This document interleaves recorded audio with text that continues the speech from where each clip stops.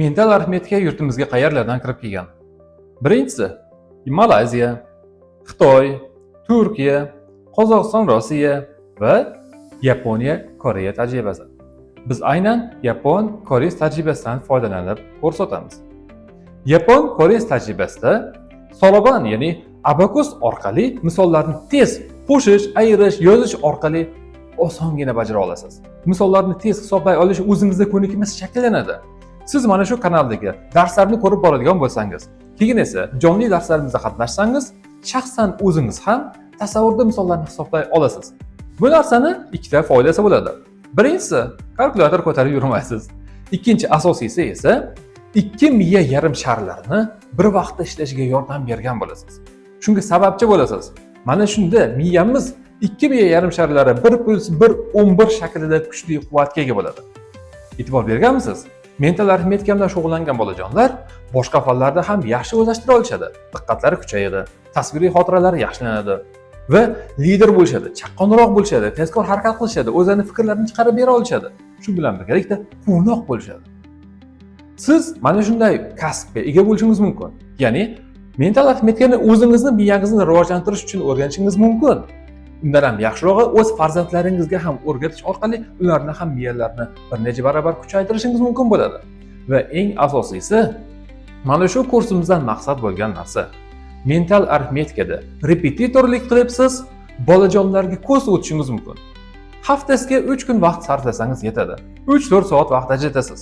Lekin mana shunda ham siz 20 tadan ortiq bolalarni dars berish orqali aqlini rivojlantira olasiz.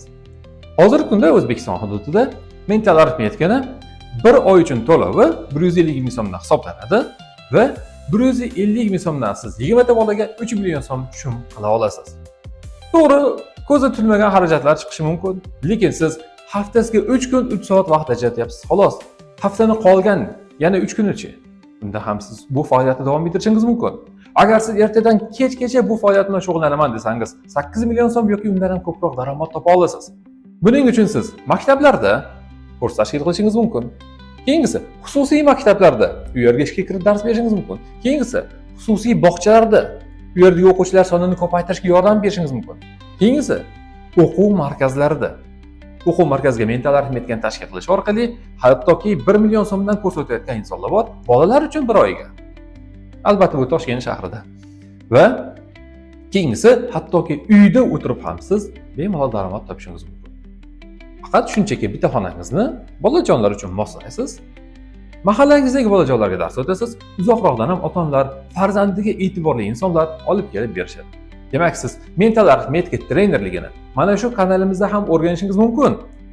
Biz keyinroq jonli efirda ham darslarni beramiz. Bepul hamda premium darslarni beramiz. Ikkalasida ham siz o'rganishingiz mumkin. Asosiy maqsadni shunday qo'yingki, siz mental arifmetikani eng zo'r o'rganing. Eng zo'r o'rgatuvchi inson bo'ling. Haftada katta vaqtingizni sarflamasangiz ham katta daromad topa oladigan olim inson bo'ling. Bunda men sizga Tohirjon Tursunov maksimal harakat qilib yordam beraman.